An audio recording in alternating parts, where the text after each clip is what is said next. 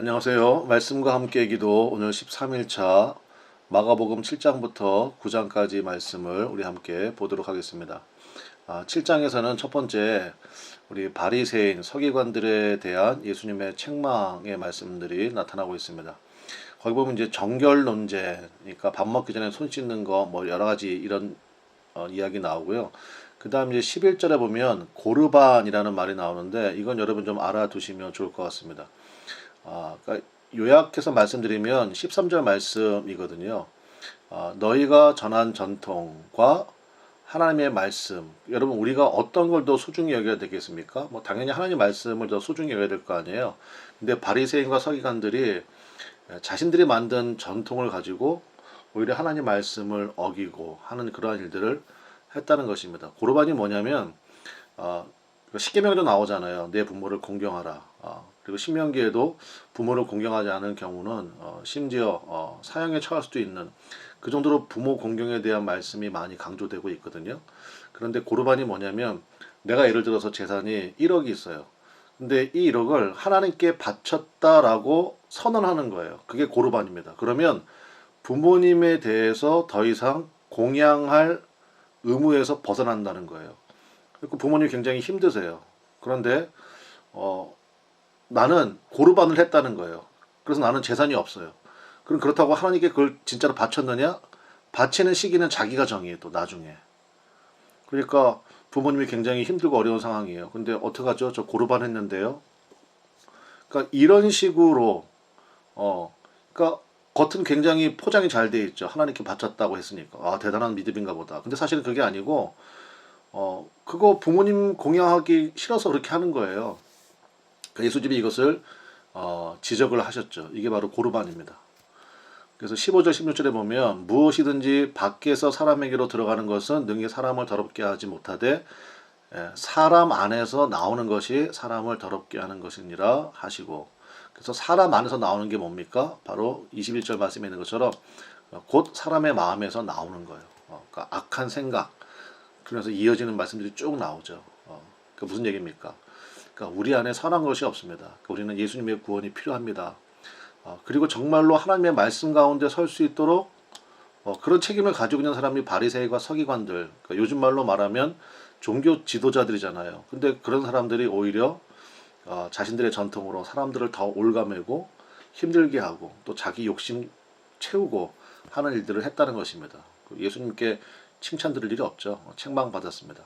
그리고 한 가지 좀 보자면 19절에 예수님께서 이렇게 말씀하셨어요. 모든 음식물을 깨끗하다 하시니라. 그래서 더 이상 이제 음식 논쟁은 없는 겁니다. 물론 예수님 말씀하시고 나서도 수년이 수십 년이 흐르고 나서야 이제 그것이 받아들여졌지만 그러니까 우리가 기본적으로 이제 뭐 유대인이든 이슬람이든 뭐 그 사람들이 할랄 음식 그래가지고 막 가려 먹고 그러잖아요. 별 의미 없는 겁니다.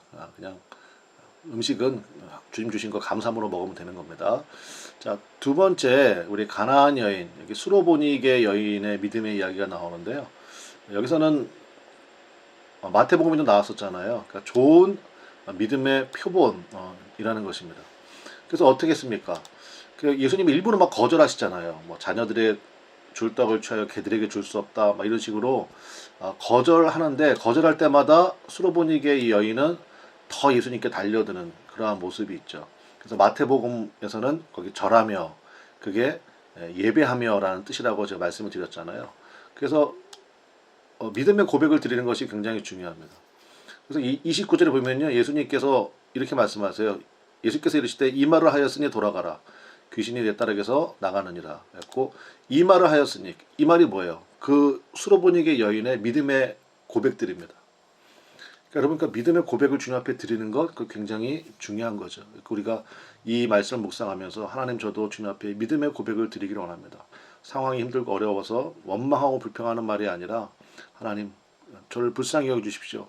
나를 도울 자 주밖에 없나이다. 이렇게 믿음의 고백을 계속 드리는 것이 굉장히 중요하다는 것입니다. 수로보니게 여인의 믿음을 통하여서 우리가 그거를 배울 수 있어야 되겠습니다. 그 다음에 세 번째, 귀먹고 말 더듬는 사람을 고치시는 마가복음에만 나오는 그 이제 이적인데요.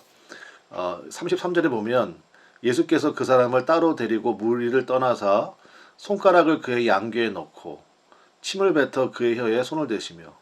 그러니까 여기 보면 이상하잖아요. 예수님이 그냥 말씀으로 하셔도 되는데 손가락을 그의 양귀에 넣으셨고 그 다음에 침을 뱉어서 그의 혀에 손을 대시며. 그러니까 이게 참 우리가 좀 언뜻 이해하기 쉽지 않은 그런 말씀인데 이거 보십시오. 일단 이분은 어떤 상황이에요 지금? 귀 안 들려요. 그죠? 그리고 말도 귀가 안 들리니까 말도 잘 못합니다. 그러니까 귀도 안 들리고 말도 잘 못하고 이 사람은 온전한 기관이 뭐예요? 시각이에요. 그렇죠?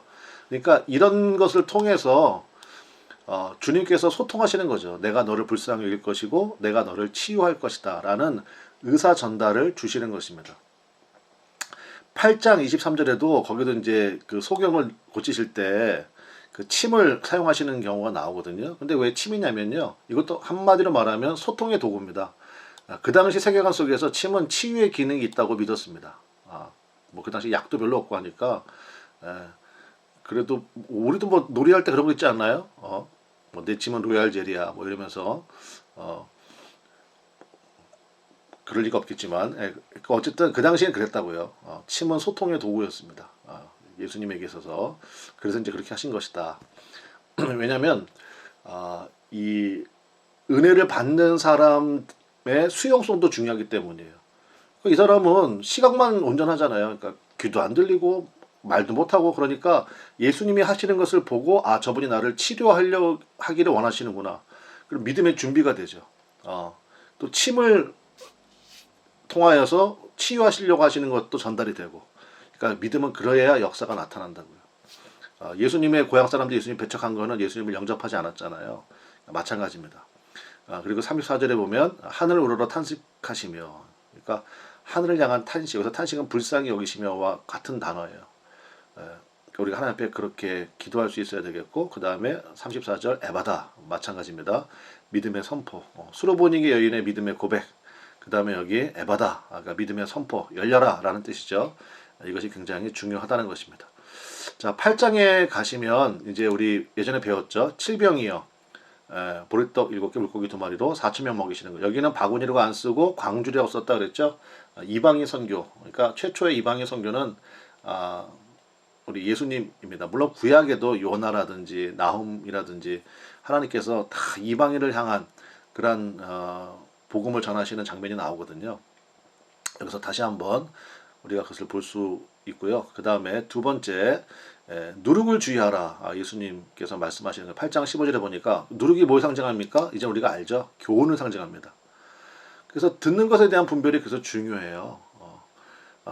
생명의 근원이 우리 마음에 있고 마음에 어떤 생각을 품고 있느냐가 매우 중요한 것입니다. 두 번째, 베세다 맹인을 한 번에 못 고치셨다고 이렇게 되어 있는데 여러분 이 8장 말씀 보면 진짜 한 번에 못 고치시는 것 같아요. 처음에 뭐가 보이냐 그랬더니 뭐 나무 같은 것이 걸어다니는 것이 보입니다. 뭐 이렇게 얘기하고 그 다음에 또 다시 안수하심에 그 다음에 밝히 보였다. 그거는 그 앞에 나오는 이 제자들이요 5병이요 7병이요 이것을 봤으면서도 깨닫지를 못해요. 바리새인과 헤롯의 누룩을 주의하라 그랬더니 떡 안 가져왔는데요. 막 이런 소리하고 있거든요. 그러니까 이렇게 두 번의 이적을 봤어도 5병이요 7병이요 봤어도 여전히 깨닫지 못하는 제자들의 모습을 빗댄 거죠. 그래서 정말 육신의 맹인보다 더 심각한 것은 영적인 맹인이죠. 깨닫지 못하는. 그래서 주님께서 제자들에게 한 번 더 강조하신 것입니다.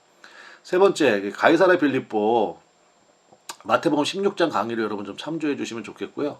여기서 우리 한 가지 말씀만 봅시다. 33절에 베드로를 꾸짖어 이르시되 사탄아 내뒤로 물러가라. 네가 하나님의 일을 생각하지 아니하고 도리어 사람의 일을 생각하는도다 하시고 사탄의 정의가 뭡니까?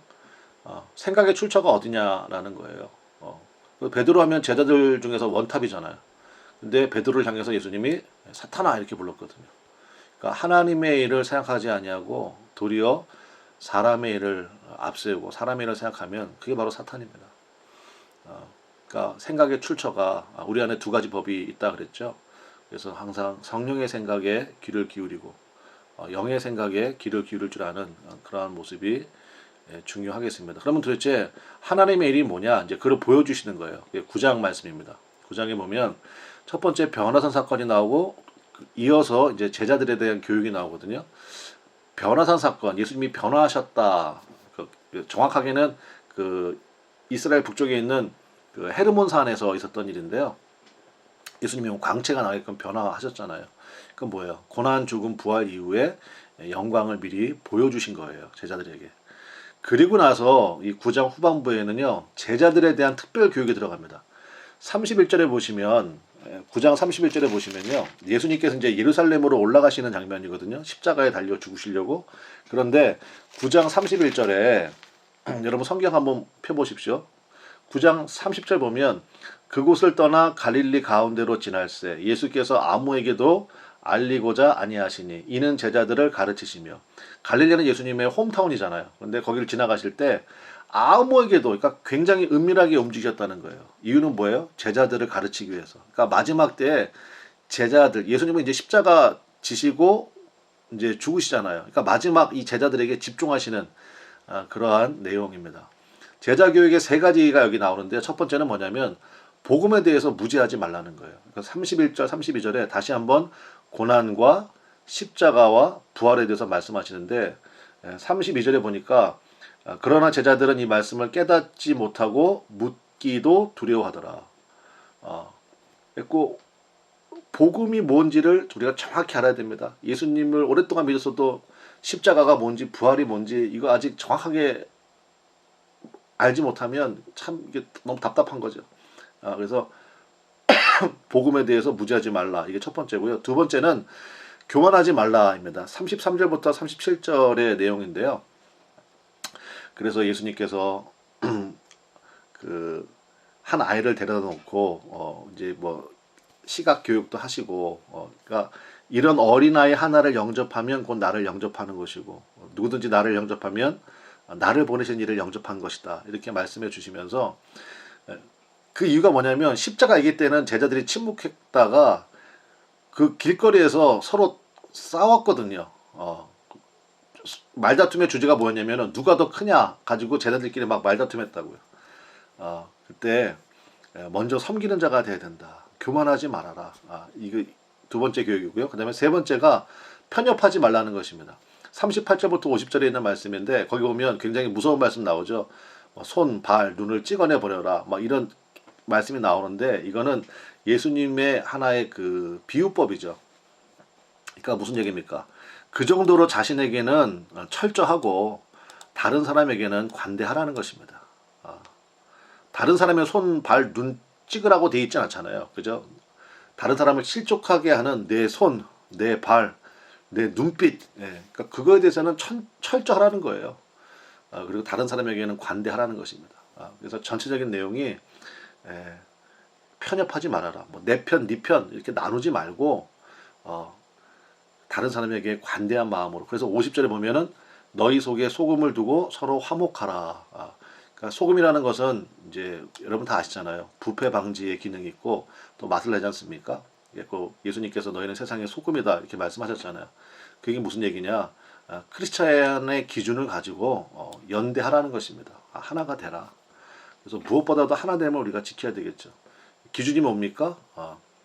크리스찬의 복음의 기준을 가지고 최근에 뉴스 보니까 그 조폭들도 막 연합을 많이 하더라고요. 그 조폭의 기준이잖아요. 우리는 성도로서 예수님의 제자로서의 기준을 가지고 연대하라. 그게 너희 속에 소금을 두고 서로 화목하라 라는 말씀입니다. 자, 여러분도 이제 마가복음 7장부터 9장까지 천천히 묵상하시면서 기도의 제목을 잡으시고 정말 주님 앞에 십자가의 길을 끝까지 달려갈 수 있는 그런 믿음 가운데 서고 그 다음에 무엇보다도 믿음의 고백을 드릴 수 있는 그러한 우리가 될 수 있도록 기도하시면 좋겠습니다. 내일 뵙도록 하겠습니다. 감사합니다.